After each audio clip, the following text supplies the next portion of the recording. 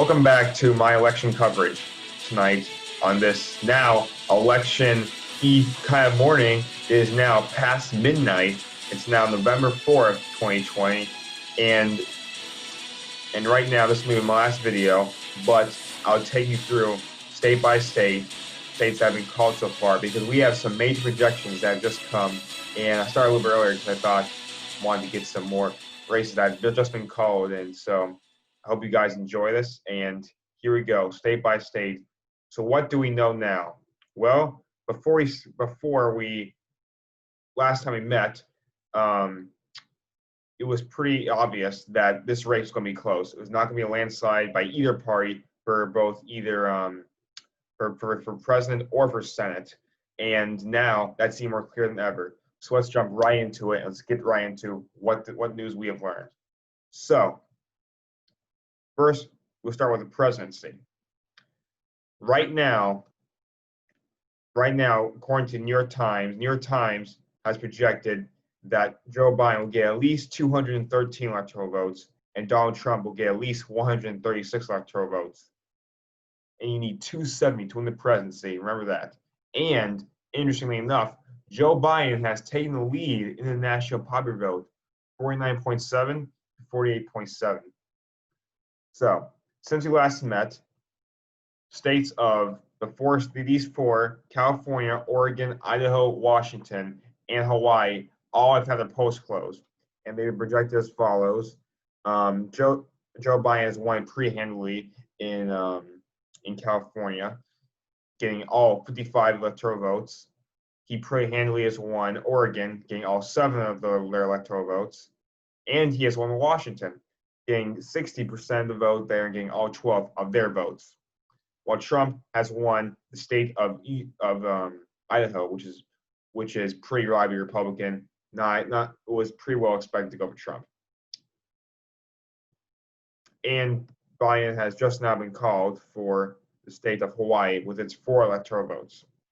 All of those states have been going Democrat, have been won by Democrats since at least 1992, and most since 1988. But turning now to close states, the ones that decide this election. Many states, we have all the background states now have gone past the 50% threshold, except for Nevada, which has had some voting tabulation issues. But besides that, pretty much every other battleground has passed the 50% reporting threshold. So let's start with what's happened. So since we have last met, Montana has also been rejected to go to Donald Trump, and it's 3 electoral votes. Not close, not a battleground, but still worth keeping note of. And Ohio, the state of Ohio has gone for Donald Trump. No Republican has ever won the White House without winning Ohio, and Ohio has gone 60 years after the last vote for almost 60 years since the last voted wrong, since it's 60 years since the last voted wrong for a presidential election and voted for losing candidate. It has voted for Trump, and Trump has won the state of Ohio, which means his chances of winning re-election have gone up significantly. And also, as you can see here, he has won by roughly the same points that he won by 8 percentage points as he did back in 2016, which is very different from what we saw in early part of the night. But now 89% is in, and he has won the state of Ohio. Turning now to the state of Florida, which has picked up just a little bit in the percentage reported, up to 96%, and Trump is now in the lead. He has remained in the lead by about 500,000 votes right now. So where are we waiting for votes in Florida? Well, the reason why it hasn't been called yet is if you look at all these counties right here, pretty much all of them are either 98 or upwards of 98% reported. The issue is likely the mail-in ballots that haven't been counted yet, that haven't been received yet, and the ones that are being processed right now. So those haven't been tabulated yet. They're being tabulated right now. That's the likely reason why, even though it's 96% in, there's still no one has been called a winner there, even though Trump's leading by roughly 400,000 votes, is that there's still a substantial amount of mail-in ballots, which we do not know which way those will be tabulated towards which candidate reports. That's one thing we're very weighing on very, very closely. Next, we go to Georgia, which actually got a little bit closer since we last talked. It's about 80% in now. They're gaining vote totals up. The Atlanta suburbs have started to report more and more their count, more and more of their votes, and that's since this is a heavily Democratic area, and the suburbs too has started to push the overall Georgia total towards Joe Biden. So now he's within roughly about 300,000 votes from flipping the state that hasn't gotten for a Democrat since 1992. But very, very close here. So this one will probably not be called tonight, most likely. And here we are back in North Carolina, where this one is very, very close to, which we'll probably have to go through. We're at 95% now, and if it gets any tighter this, we'll probably have to go to a recount if it gets super tight. But right now, Trump has just the edge, a little bit less than 2 points. He's been going by. But interesting thing enough to note that that he actually has he's actually lost the state. He has lost the county of New Hampshire County, which hasn't voted Democrat, hasn't voted for a Democratic president since 1976 when Jimmy Carter won the presidency. So this is very, very quite significant. Even though he's winning the state, he has lost this county, which is, it's not predictive of who wins the state, but still though, it is noteworthy to note that. Also, the final votes, well, most of them, a whole bunch of votes have came in from Northern Virginia counties in Virginia, which allowed Biden to bridge the gap that he had with Trump which allowed him to bridge the gap we had with Trump in the vote totals in Virginia. But just when I was just talking, actually Trump is actually polling to lead in Virginia right now, which is really interesting because look at this. The New York Times projected that he's going to win it, but the reason why, even though he has more votes right now, and Joe Biden still is projected to win the 13 electoral votes there, is because they're still very low in Fairfax County, where he's winning by 7 points, and most likely when those come in, I've heard that in that county within the next hour or so, they're going to release the last mail-in ballot results, and that'll most likely go towards Biden allowing to win the state. So this one will most likely go Biden unless saying, see, there you go, right there. See, there you go. See, Fairfax County just reported 88% in. Biden is out taking the lead, and he will win the state, 80% in the statewide. And there's even though Trump's doing better, he's actually doing better in these counties right here. There's no more votes there for him because they're all 100% reporting. So Biden will win the state, but it is noteworthy that Trump was competitive there for a long time. Also, Pennsylvania is over 60% in, and they have about 1 million or so mail-in ballots they have to count. So that'll probably occur in the next few hours and days. So we'll not know the results of Pennsylvania tonight. But right now, Trump has a lead by, even though it looks really, really big, and he's leading by like 600,000 votes, it will actually shrink because most of the early voters, which is by absentee ballots that they haven't counted yet, were skewed more towards Democrats. So most likely Biden will close that gap. But those will pretty much decide who wins the election too. And especially these Philadelphia suburbs right here, they're ones that make or break Democratic candidates in the state because if you can get high turnout here and high margins, you're on your way to overcoming anything you lose, any votes you would not get out in the rural areas, as well as your margins in Pennsylvania, which he's doing actually pretty well with it.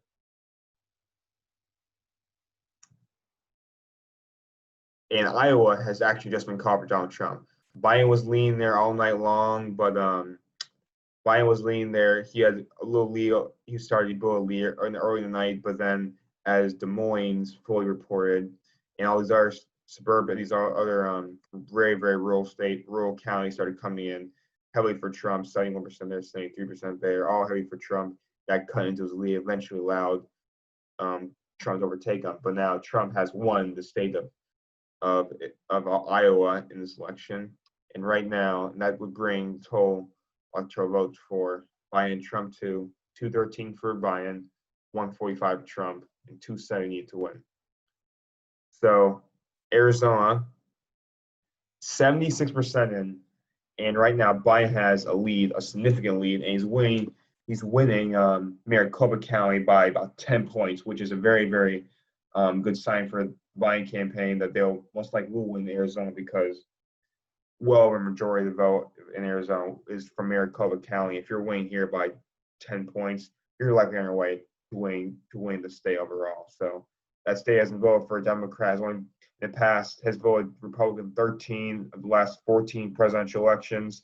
And if you don't count 1996 when Bill Clinton won it, no Democrats won it since 1948. So this is a very, very symbolically big loss and big sign of the changing demographics of the Southwest region. More diversity is really causing it to be more battleground area. But this is really just a big change from just about a decade or so ago when we had the presidential nominee for the Republican Party was from Arizona, and that's significant. Now it's likely it's going to turn to Joe Biden, likely become the more Democratic state as we head on. In Nevada, as you can see, it's this is very misleading because it says 74% Trump, but 1% of votes reported because the court order said that in the largest county in the state, in I believe it was in Clark County, they allow extend polling hours a little bit longer, about an hour longer or so. So they were still voting to about an hour ago or so. So those votes won't come, or we won't know the votes for a while, but it is expected to go for Joe Biden. But we'll have to see. You never know because Trump, he outperformed, I think, believed to outperform himself in Virginia. So we'll have to see what happens here. Right now, we don't know what's happening there. In Minnesota, Biden's had a pretty constant lead all night, roughly 13 or so points, but it's getting closer. It's getting a little bit closer, not that closer. But I doubt that Trump's going to be able to flip this one because 76% reporting, he's down by about 300,000 votes, and I don't think he can really pick that up from anywhere in the state. So I think I'm just going to go for Biden pretty shortly. 70% is in Wisconsin, and Trump is narrowly leading by less than just a little more than 100,000 votes. But we have gotten a ton of votes in from Dane County, but not only about 36% from Milwaukee County. So that will definitely cut into Trump's lead as we head on into the next coming hours, next day or so. Once they get a full count, it will be much, much closer than it is now. And you see some of these counties are getting up there in the vote totals, but it would just depend on how big the margins Trump can get up there and how big the margins for Joe Biden are down here. That will decide who wins the state. And a little bit slower in Michigan, but in Michigan, Trump actually has a pretty comfortable lead, about 300,000. And this is mainly because, and it's only just barely over 50% because a lot of votes in Wayne County, which is Detroit's largest county, haven't not been reported yet. Only about a third has been reported. So that's really why we're not at around either 60% like Pennsylvania or Wisconsin is right now because of lack of a little bit slow reporting in Wayne County, but it will get there eventually. And Trump's running up pretty big here. These states, some of these counties haven't reported yet, but they will be most likely pretty soon. So I expect that that's going to be very, very, very close, and it's going to be a long while before we know who wins Michigan. So keep watch out for that. And I went to Pennsylvania, a little bit different now. That's a little bit he opened his lead up, I think, just a little bit here. But mainly he's winning. All these counties pretty much went from last time. And the only flipping county I'm noticing it's going to leave maybe a little bit more red or blue is probably Chester County because last time around, if I'm correct, Chester County in Pennsylvania, that went for, let's see, checking something.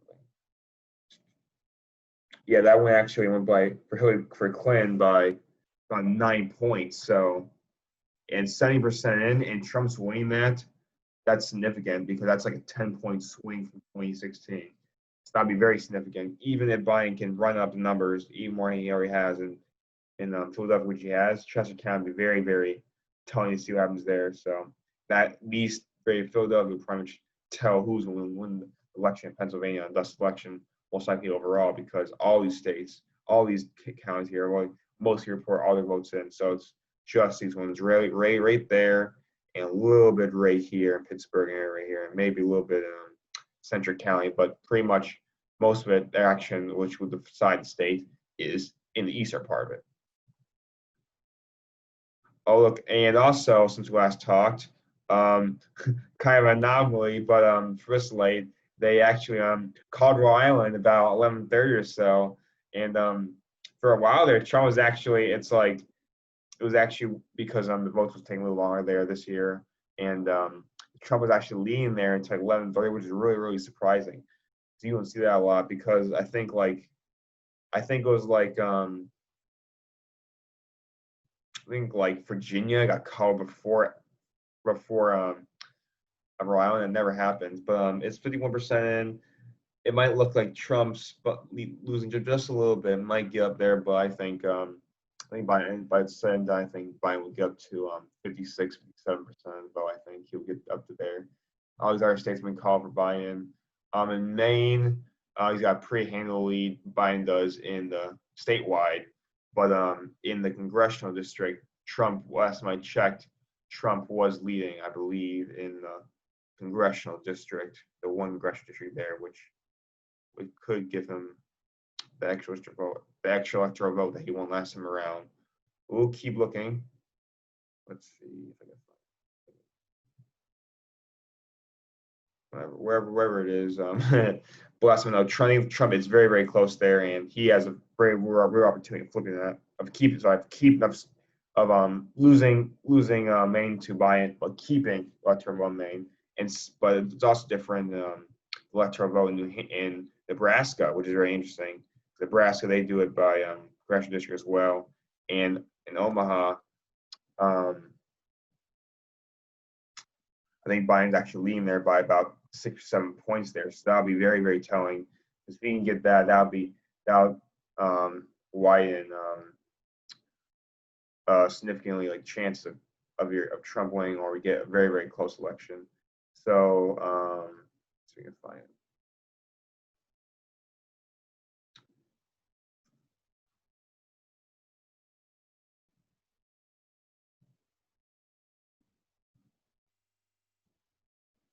In the state, Joe Jordan's getting about 2%.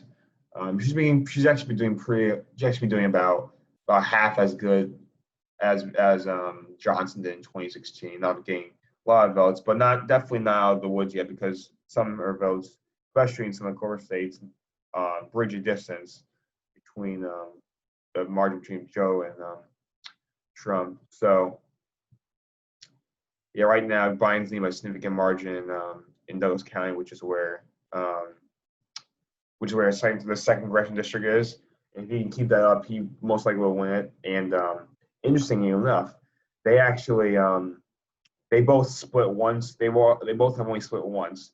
Nebraska did it once in 08 for Obama, then Trump did it last time around in 2016 in Maine, but they never split at the same time. So there's a very good chance they could split at the same time, which would be very interesting. Oh, look at this. Major projection right now. Donald Trump has won the state of Florida, and all of its 29 electoral votes. Look at that. Oh, look at it. Our projection right now. Tony Harris has also won a Senate election in Iowa. That is big. This is huge. This is a major blow to Democrats' efforts to retake the House. Let me tell you why. Because right now, if I go to, this is a major blow, because right now they were trying to, hopefully, it was very close it was very close during the entire time, but she I think very, very well there, and she won in 2014. It was very close there, but now that she's held, that means that that's another missed opportunity. It looks like that Minnesota, Michigan, they'll win. So that'll get them up to 40, 47 at least where they were. And if they want to, let's see, Steve Bullock, he's leaning in Maine. He's leaning in Montana, but we have to keep our eyes on that, especially. We have to keep our eyes on that because that could turn us to the control of Senate too. Mark Kelly's doing really good there. He most likely will be going to the Senate by next January. We're going to a runoff in Georgia special election for January, and Dave Perdue will most likely win, get over 50%. He was a little bit higher at some point. He's getting down from 57%, but he should be able to hold on. But you never know though. So we might be forced to get runoff in that too. But then in North Carolina here, Tom Tillis is a comfortable lead with 94% reporting in North Carolina, and Maine, Susan Collins has been doing relatively fairly good in her home state, trying to get reelected.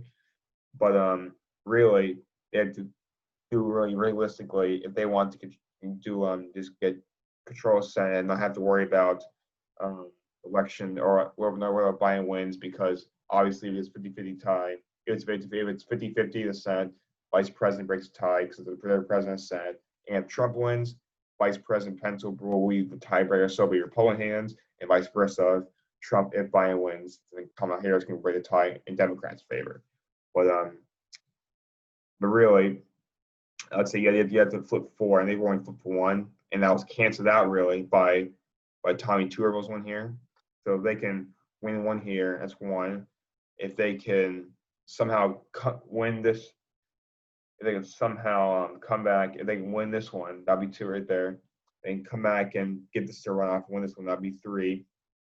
And then they have 4 up there. That'll give them the House. They can win Maine, but that'll be very, very tough for them if they don't want to, because historically runoffs are favor Republicans. So I think their best bet would probably be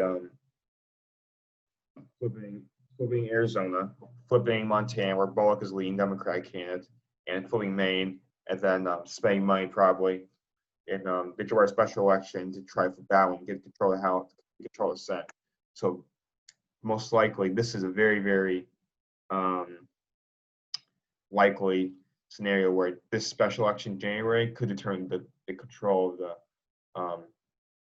of the United States Senate. So that's one thing to keep an eye on. And in terms of the House, we went back there, and then in terms of the House, we showed that a little earlier that Democrats were going to retain control, but they actually projected to I believe they're actually going to get maybe a little less seats this time, because Republicans actually have flipped 2 seats. Democrats have flipped. Well, then netly they both flipped 2 seats, but I think there's quite a few, like for example in New York, in right here, the incumbent with the 8% reporting, Anthony Brinzi, is actually losing to the Republican challenger, Claudia Tenney. So that might be a flip for Republicans there. And then down here, Tony Gonzalez is actually outperforming Gina Jones, which could be big there because that's the Republican House seat. So they might actually be able to gain seats in the House, which a lot of people didn't think they would be able to do, especially in this election climate. But it looks like they're doing just that. They're gaining it. So it's turning out to a better than expected night for House and Senate for Republicans. But we still know what's happening to the president, because it's wild like that. But it's like I said before, we got that Senate election alert. Donald Trump has won the state of Florida. There you go. That's big. That gives a huge pathway to being reelected for another 4 years. But this is really, really, really, really big for him, because if he can win this and hold North Carolina and Georgia, then just winning 2 of these states, even if he loses Arizona, we'll give him the presidency. So that's a very, very big win for him there. So, and again, Texas, Trump's leading he's winning his margin by about 700,000 votes there. So that's probably not going to go to blue this time around. But I'm definitely excited to watch next time around. And really interesting to look at though. New York Times, they do this feature where you can see from 2016 from the past election of the shift, like how each county is shifting either to more Democratic, more Republican, and they do it when more than 98% of the polls have been reported in a county. So it's not for all. They haven't done it for all of them yet, but this is what it looks like so far. And so far, it's pretty mixed. But what we're seeing is, look at this. So far, we're seeing a lot of going blue in the just Republican South, especially in Dallas and the Houston area down here, Austin, especially Northern Virginia. But you see going even more Republican in 2016 up here in Ohio and Kentucky, and it's especially like that and up here. So it's very, very mixed things. A lot of things are going from left to right, and then it's a very, very close collection, and we're going to be a lot of time after this bus going for a while. But turning that, I just wanted to real quickly give last thoughts on some of the local races here. So let's go to New Hampshire County. Let's see who won, because I believe all of the precincts should be getting ready to. Be ready, have all their reported. So let's see. Let's go to North Carolina Senate, New Hampshire County. So one we're looking at is Michael Lee versus Hubbard Pearson. And Hubbard Pearson is the current representative Democrat of part of New Hampshire County. Michael Lee was the former one. He was actually defeated 2 years ago by Hubbard Pearson. And now it looks like that he actually has won and defeated Hubbard Pearson to be reelected, to be elected again to the North Carolina State Senate. So that's a very, very upset win for Democrats. They're hoping they could try to take control of the North Carolina North Carolina Senate, but that race has not turned out well. Bill Rabon, who's also has part of a district in New Hampshire County, has also won re-election. In the House too, let's see there. But actually in the House, Democrats done fairly well. Deb Butler of North New Hampshire County, she has easily won re-election to the North Carolina House of Representatives, as well as has Charlie Miller, Republican, but very, very close. Marsha Morgan did pretty well right there was getting very close, only 2,000 votes from flipping the seat.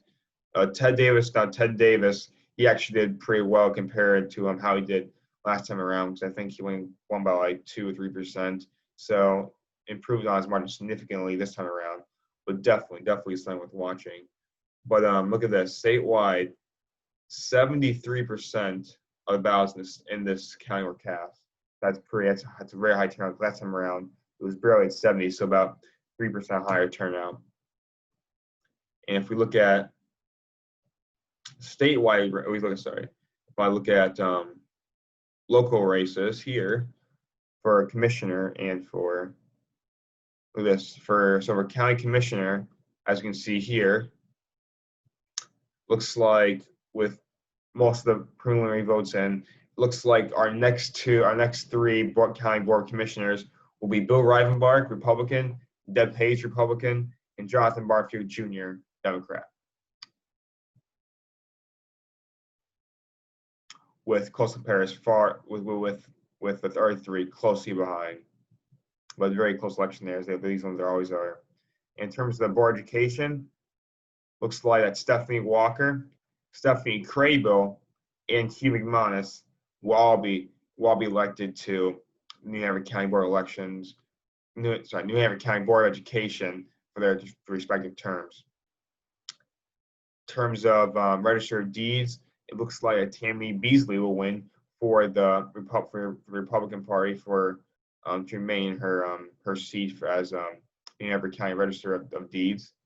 And for interesting enough, a little less known position, the New Hampshire Soil and Water Conservation District Supervisor, mouthful really, but David Cooligan has won that election. He will be the next district supervisor of our water and soil. So that's very interesting though. And finally, let's take a look at the statewide seats. council state. So Roy Cooper has been reelected for another term as North Carolina's governor. He's won by about 300,000 votes, or about 4 or so percent, over Lieutenant Governor Dan Forest for the Republicans Party. And then Lieutenant Governor, it looks like that Mark Robinson has retained the seat for Republicans for Lieutenant Governor. It looks like that Josh Stein has narrowly won against Republican Jim O'Neill for Attorney General by nearly 10,000 votes. There might be recounts, but we'll definitely have to see it there too. Same thing, Bethany Wood, a little bit more wire margin, but still narrowly against Tony Street for auditor. For Commissioner of Agriculture, Steve Troxler, Republican, has been reelected for another 4 years, and he has won actually pretty handily in his reelection bid. Mike Causey is nearly edging out Wayne Goodwin to be our next Commissioner of Insurance. And Josh Dobson looks like he will about 100,000 votes. He will edge out Democratic challenger Jessica Holmes for Commissioner of Labor. And Elaine Marshall has been reelected for Secretary of State, by notably a smaller margin she did, I believe, 4 years ago, but still, she has won re-election. And it looks like that Catherine Truitt has held the Superintendent of Public Instruction for the Republican Party, defeating Jeff Mangrum, the Democrat candidate, by about roughly 200,000 votes. And finally, looks like the Republican incumbent Dale Folwell has won re-election for North Carolina Treasurer against Democratic challenger Ryan Chatterjee.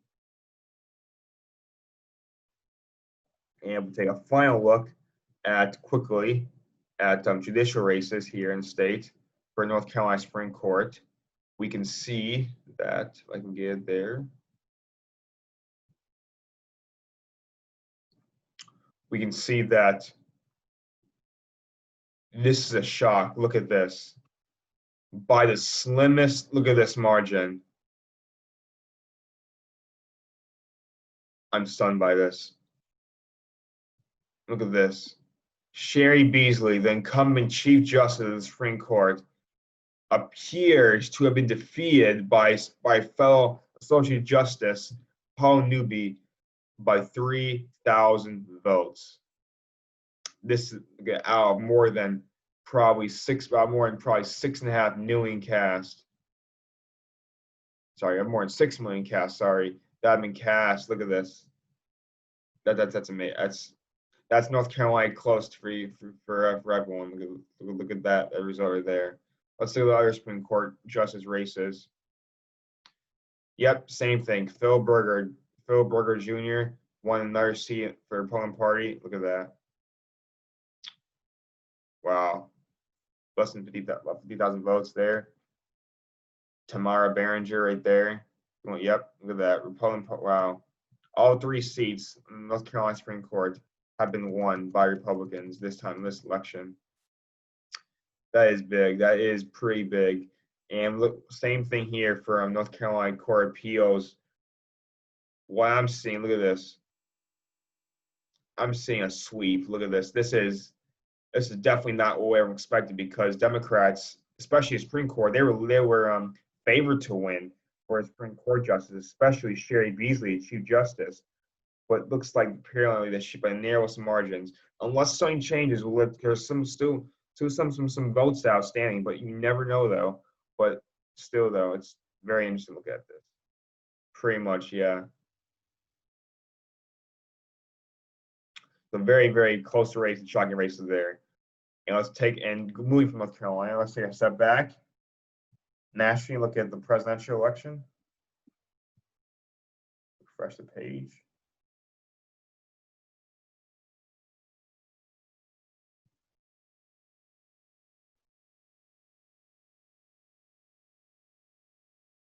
You can see now.